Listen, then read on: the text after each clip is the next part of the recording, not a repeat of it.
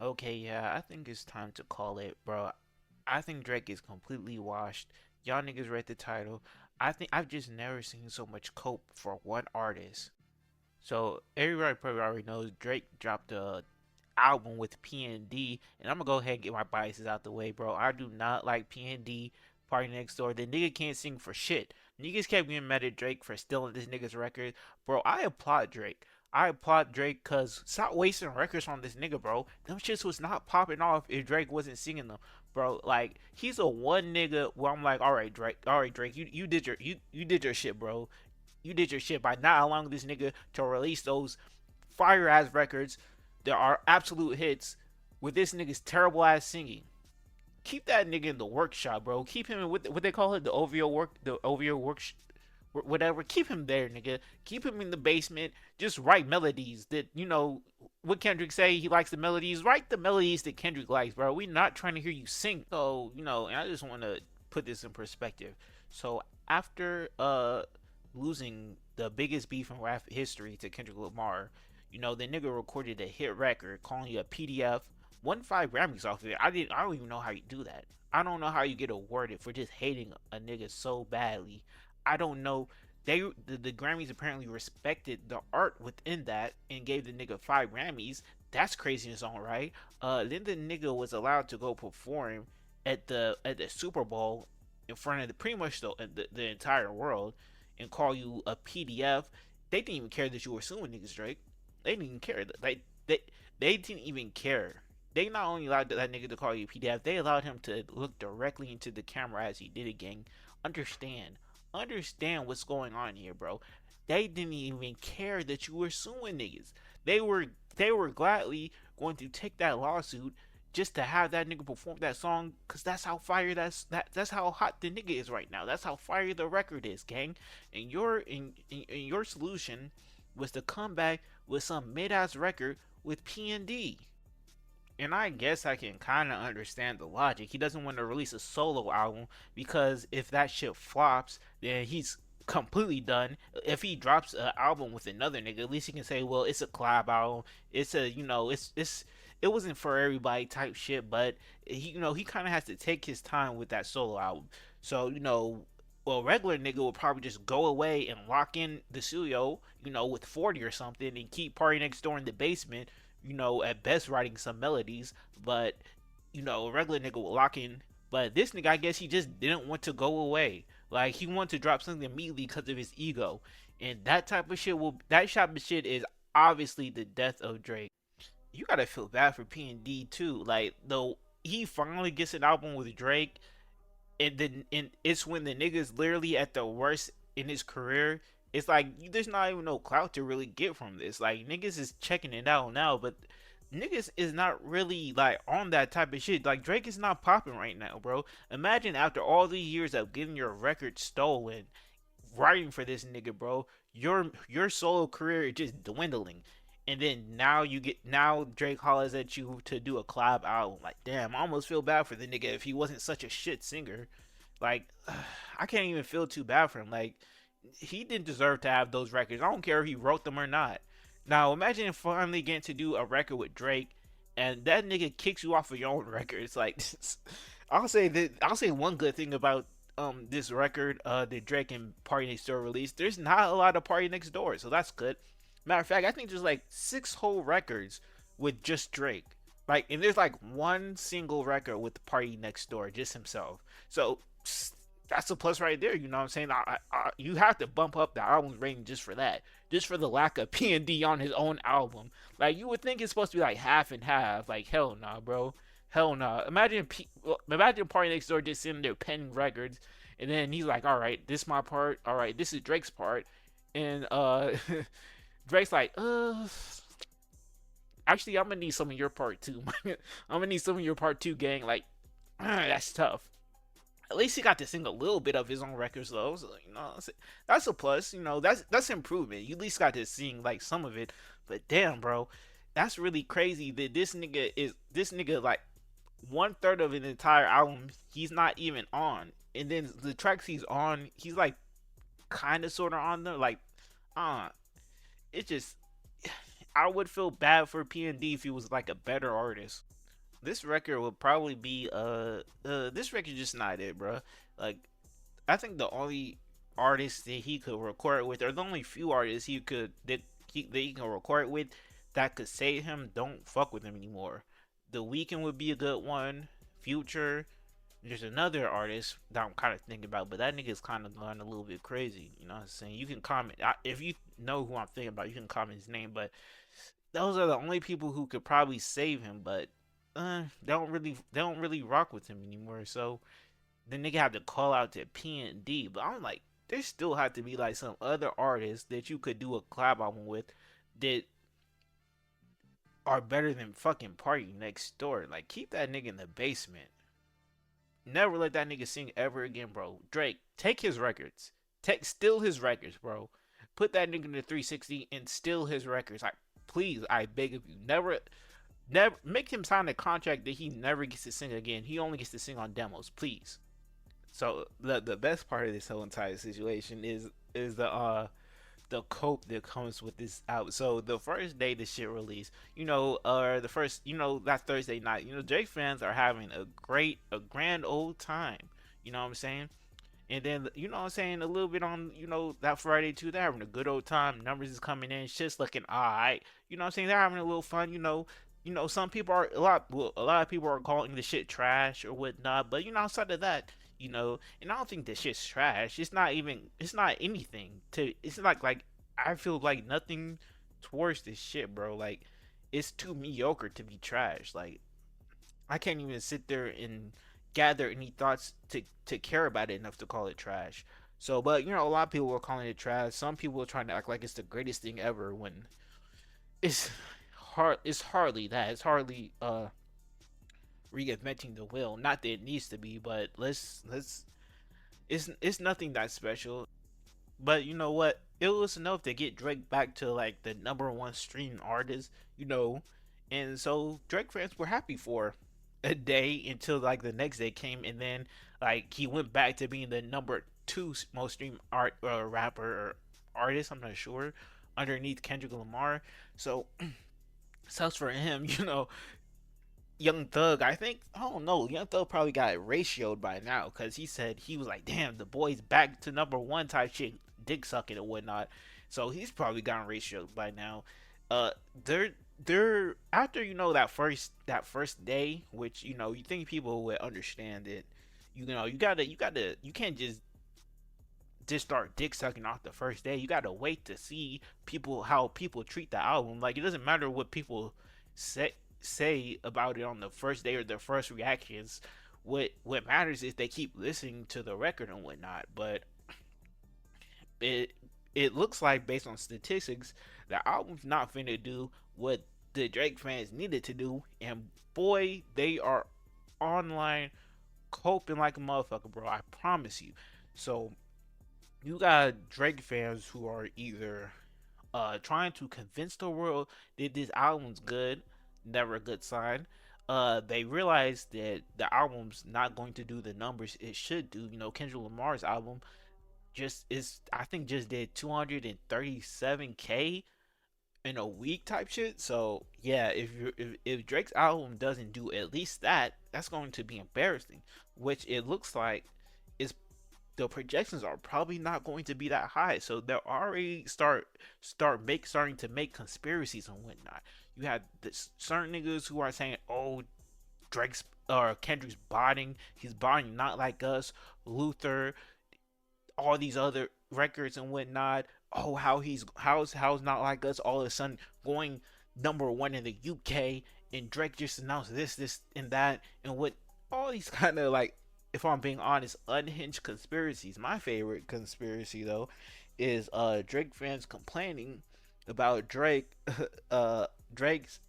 new record, some sexy songs or whatever it's called, not appearing in the streaming apps when you type in Drake's name. So, but it didn't take niggas long enough to actually, go for themselves and look Drake's name in Apple Music and Spotify to see if that's actually true. I actually did that shit myself, and funny enough, when you type in Drake in Apple Music, some sexy songs or whatever is the first thing that pops up, and you do it in Spotify too. And for me, it's like the third thing that this listed when you type in Drake, for at least for me. So I don't know what it might be for everyone else. It might be different based on, I don't know what the algorithm is, but it might be. But it definitely comes up. So, but it's just funny to me that to see Drake fans making all these excuses for a record that they claim to believe is actually good, when in reality this record is nothing. This record is going to, you can, bro, you can hear my words, this album is going in the same direction of Honestly Nevermind. I promise you, this record is, because do you hear anybody who talks about Honestly Nevermind anymore? No one listens to that record anymore. I promise you. I promise you that record does not get any streams. That nigga, that album is not adding towards Drake's legacy. This is where this album's going, bro. I promise you. This album, it adds nothing to it. This album adds nothing to the genre. It adds nothing to any type of genre. This shit's barely even R&B. If I'm being honest, the singing on here is, I mean, I already knew the singing was going to be horrendous with fucking Party Next Door on it, but he's not even on it a lot. Even with just Drake though, the singing, like even Drake singing is kind of under, it's bad in certain areas, like, which is, I guess Drake's not really a trained singer, so you know, obviously he's probably going to have those days where he's not, uh, his voice is probably not his best, but some of the singing on here is tough. But what do I know about R&B? Like, I probably just don't get enough bitches. You know, I'm probably just not a big enough fan of R&B to enjoy, not to enjoy mediocre at best singing on unmemorable tracks. But you know, it is what it is. You know, a record isn't that good when there's only like one track, or I think there's like two tracks, and you know, oddly enough, none of them have Party Next Door on them. I wonder why. I wonder why the two tracks that they're hyping up doesn't have Party Next Door on it.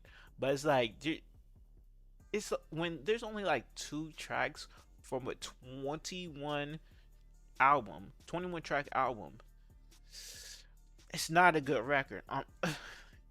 Same thing with fucking Honestly Nevermind. There's like two records people talk about. Well, maybe three records.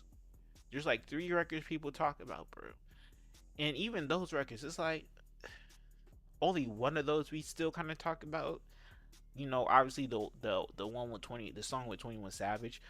But for me, I only listen to like three records off of there to this day.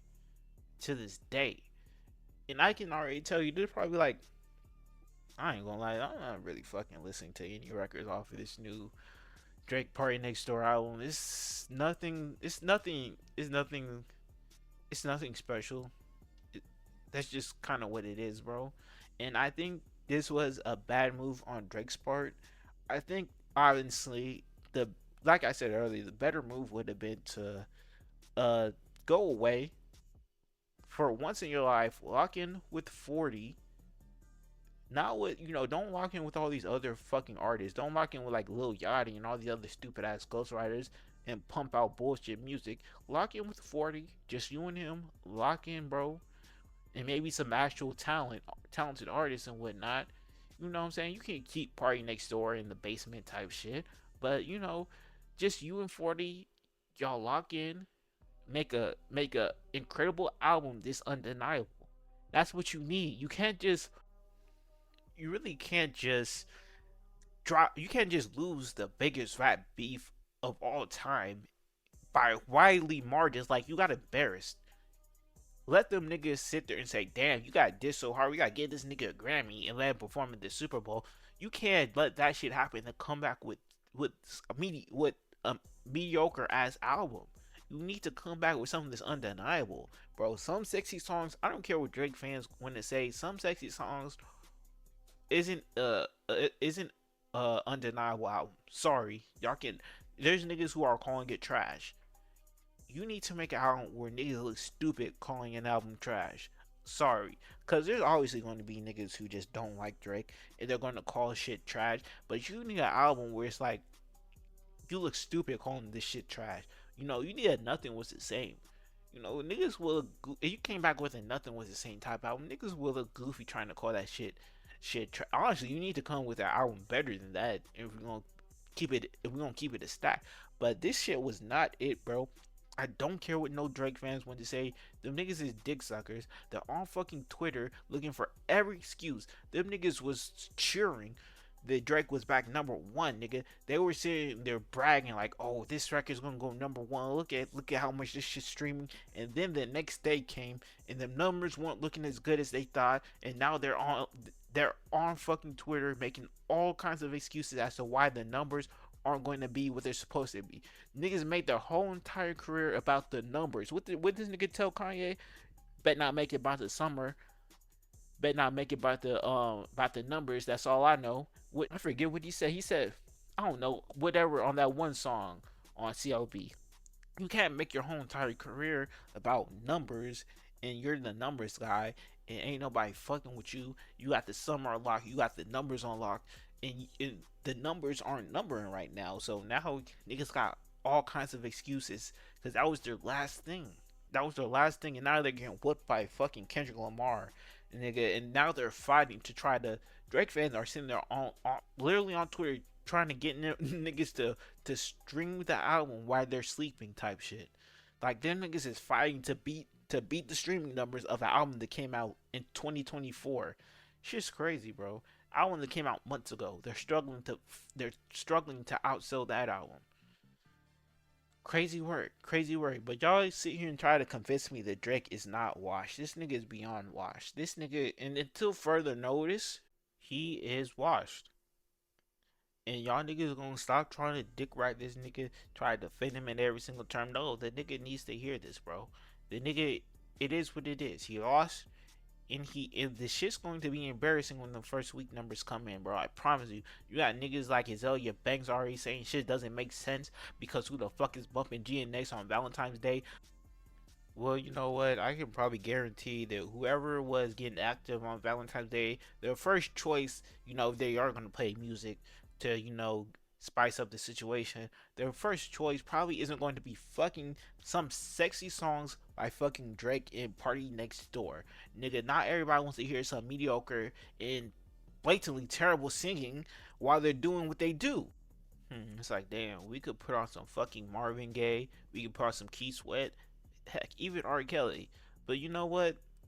I think we should go with fucking some sexy songs by Drake and PND, because we want to fucking hear Drake sing about his ops and losing a fucking beef and, being toxic at the late age of fucking 38 because that's what people want to hear when they're doing what they do.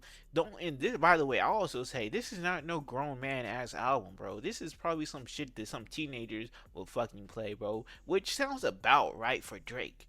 He probably would want to make the soundtrack for adolescents as they're discovering their sexuality, bro. That sounds about right, bro. This shit is not something no grown man fucking wants to hear, bro. A grown man probably wants to hear some. A grown man will probably want to probably listen to fucking Trey songs before this shit, bro. I'm gonna keep it a buck. Drake fans really thought a mid album was going to make up for all the L's he been taking. Nah, gang, you still Zuko. Go restore your honor or something. I knew shit was a rap when even people like Adam22 was calling this album mid and saying it was a bad move for Drake to drop this mid after Kendrick just dropped one of his hardest albums. And I'd have to unfortunately agree with this nigga, bro. Isn't this nigga Adam22 like a whole porn star? Like, shouldn't he know what good? Shouldn't he, by the Drake fans' logic, shouldn't this nigga understand? Shouldn't he be able to appeal to this album? Isn't this album made for niggas, degenerate ass niggas like him or something? Like, but no, we gotta sit here and listen to niggas who are holeless, fucking bitchless on Valentine's Day streaming. Whenever I think about niggas who just get bitches, I just think of Drake fans. That's the first thing that comes to my mind. And someone reminds me like when Playboy Cardi fans used to say, "Oh, you'll never you couldn't get this. Only pretty boys look like only pretty boys can understand and enjoy Playboy Cardi." Like, nigga, have you seen the average Playboy Cardi fan? Like, these niggas is delusional.